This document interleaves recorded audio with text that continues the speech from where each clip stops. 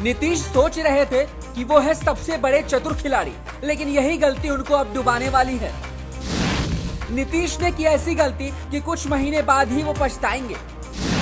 जहां बाकी राज्यों में बीजेपी का लोग साथ पकड़ रहे हैं, तो वहीं नीतीश ने बीजेपी को धोखा देकर कर दी है बड़ी गलती। आखिर मोदी के जाल में फंस ही गए नीतीश कुमार। नीतीश जो सोच रहे थे कि बीजेपी के साथ उन्होंने खेला करके बड़ा कर दिया, लेकिन उन्हें क्या पता ये तो मोदी का प्लान था कि वो खुद ही बीजेपी का साथ छोड़ दें। जहां नीतीश की सोच खत्म होती है, मोदी की वहीं से शुरू होती है। बिहार की असली पिक्चर अभी बाकी है मेरे दोस्त।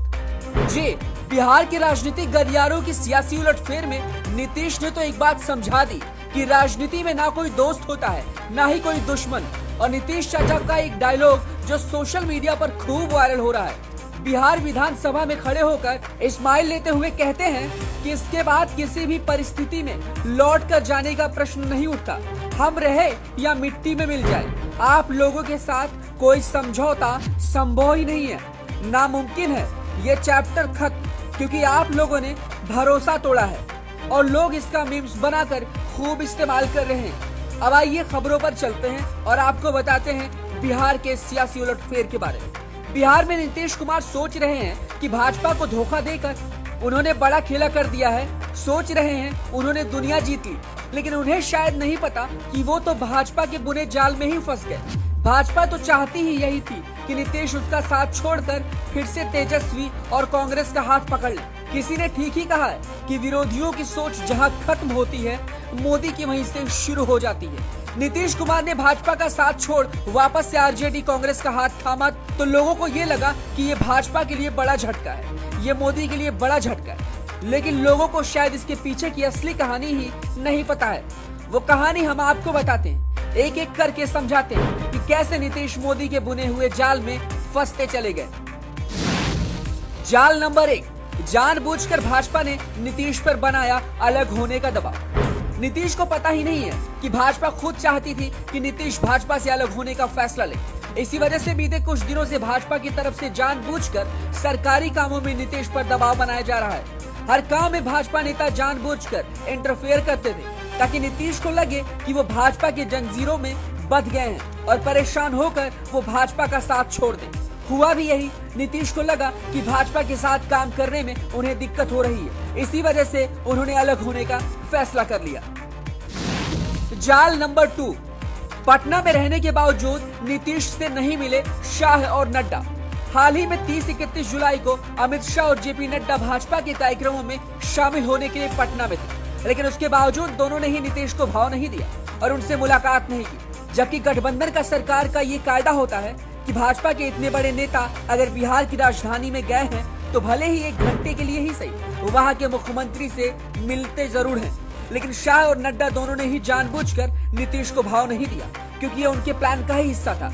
उन्हें पता था ये बात सीधा नीतीश के ईगो को चुभेगी और वो भाजपा से अलग होने की तरफ कदम आगे बढ़ा देंगे। जाल नंबर 3, नीतीश की मौका परस्त छवि से भाजपा को फायदा।